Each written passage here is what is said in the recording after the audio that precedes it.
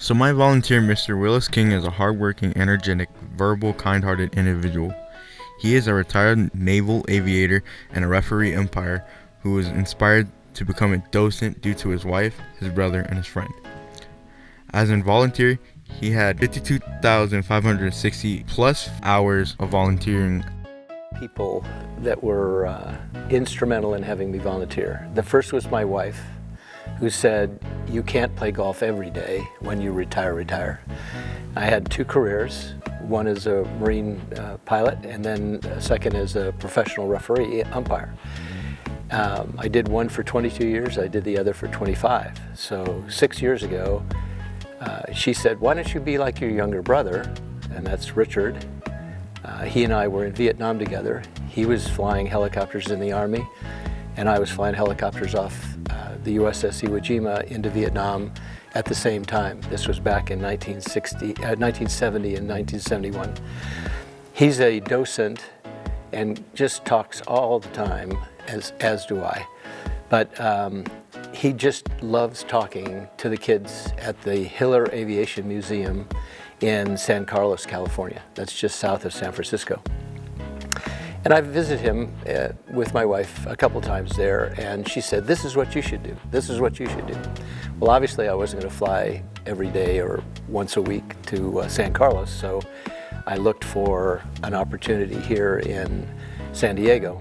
I looked at being a Marine, I looked at Marine Corps Air Station Miramar, but it didn't have any public transportation, and the people there just didn't seem to want to have a lot of volunteers. I put an application in and they didn't call me back for months. And then my wife had the idea, "Hey, there's a golf tournament run by the Midway. Don't you have some friends already on the Midway?" And I had a refereeing friend who was someone who had said, "Hey, come and volunteer on the Midway." And this was Chris Davis, and he's in safety and as well as docent. So I went and played golf January of 6 years ago, and it was dogs. And I went, "How come you all have call sign dogs?" And they said, "That's not our call sign, that just says docents out golfing." And it was a trick to get people to come in, play golf, enjoy the camaraderie, and then volunteer. And so the following January, I volunteered, and that was 6 years ago. And I've been enjoying it ever since. I am ronsonJ, a Micronesian American. I am a junior at DMD who can be characterized as quiet, caring, and kind. While volunteering at the Midway, I found myself to be inspired by my volunteer, Mr. willisKing. I found his willingness to take action and compassion to help others very influential, My topic is space exploration, and space is something that has been a mystery for me for a while. Then my wife had the idea, "Hey, there's a golf tournament run by the Midway. Don't you have some friends already on the Midway?" And I had a refereeing friend who was someone who had said, "Hey, come and volunteer on the Midway." And this was Chris Davis, and he's in safety and as well as docent. So I went and played golf January of 6 years ago, and it was dogs. And I went, "How come you all have call sign dogs?" And they said, "That's not our call sign, that just says docents out golfing." And it was a trick to get people to come in, play golf, enjoy the camaraderie, and then volunteer. And so the following January, I volunteered, and that was 6 years ago. And I've been enjoying it ever since. We went up, we landed on a small pinnacle of a rock outcropping, and we were maybe 200 feet above the savanna. That's the big open plains, the grass fields. Mount Kilimanjaro with sparkling snow on the top with our goggles on. The problem with goggles, though, instead of peripheral vision, you're looking through binoculars. So for me to look at you, you have to keep changing your head. And so it's difficult flying. And we watched 30 elephants come trumpeting below us, wondering what is this big giant beast that is a helicopter sound, sitting 200 feet above them, and you could see them trumpeting to say, "Who are you? Who are you?" And then just before we left, 1,000 gazelles went loping through this big giant grass savanna, that big giant field. Grass is about this tall, and they're just jumping, and we watched at least 1,000 go in front of us, and then we were running out of fuel, so we had to go back to the ship. But that's my best memory of flying. I think that when I was even a little boy,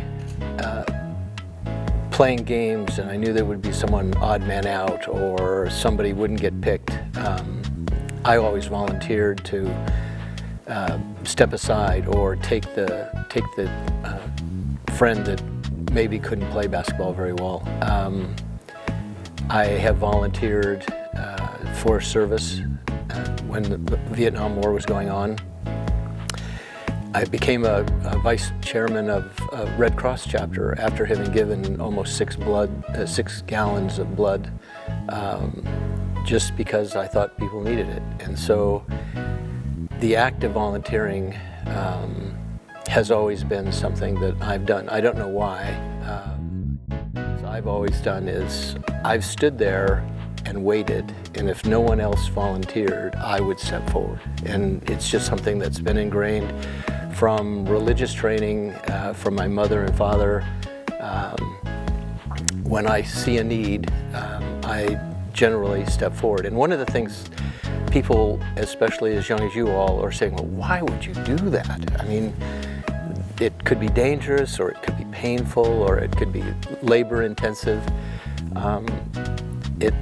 It's something that I've always felt strong that it's better to get the job done right, and sometimes you have to do it yourself. In many ways was to become either an Army aviator, or in that case Air Force, or to become a naval aviator. All Coast Guard, Marine Corps, and Navy pilots are all trained the same, and we all get Navy wings of gold.